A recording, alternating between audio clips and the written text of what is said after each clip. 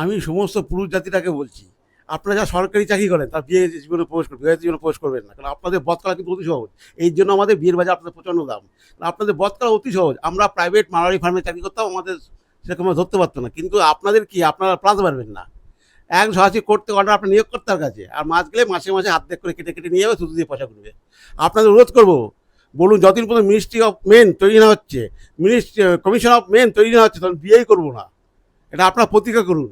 বাবা মামা যদি বারবার বিএসডি প্রাইভেটি করে, এইচডিও দাঁড়াতে হবে, এইচডিও একাধারে সাব ডিভিশন ম্যাজিস্ট্রেট, একদিকে ফ্যামিলি অফিসার, তার দাঁড়াতে হবেন, প্রশাসনের সহায়তা নেবেন।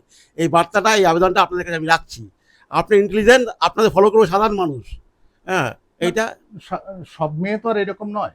না, সব মেয়ে নয়, তাদের বেশিরভাগটা দেয়। এটা কি হচ্ছে, তার একটা শিল্ড দিয়েছে, অন্যের একটা শিল্ড, তো মেয়েদের রক্ষা করা শিল্ড, সেটাকে আমদানি ফেলেছে। আমদানি ফেলে ভাবতে পারেন যে 90,000 উপর আত্মহত্যা করেছে। হ্যাঁ, সেটা আমদানি আমলে মারছে। ইট ইজ এ মানে মার্ডার অফ, মানে by use by intelligence arms, dangerous arms, more dangerous than atomic bomb. মানে 498। হ্যাঁ, আপনি দেখুন না, বাপটা মরে গেল চিন্তায়, প্রচন্ড ভালোবাসবো আমাকে, আমার ছোটো ভগ্নিপতিরা মরে গেল চিন্তায়। এগুলো মার্ডার। মার্ডার কে করেছে? ও করেছে, ও ইন্টেলিজেন্স আর্মসকে ইউজ করে করেছে। মানে আপনার স্ত্রীর কথা বলছেন? আমার স্ত্রী কথা বলছি, মানে সে মার্ডার। আর দুটো আর বোন হাসপাতাল, বড় বোন, ও যাবে, মা যাবে কদিন পরে। এগুলো সব murder by use by intelligence power. একে যারা মন্ত্রা দিচ্ছে, এই ইন্টেলিজেন্স পাওয়ারটা, তারা সম অপরাধী।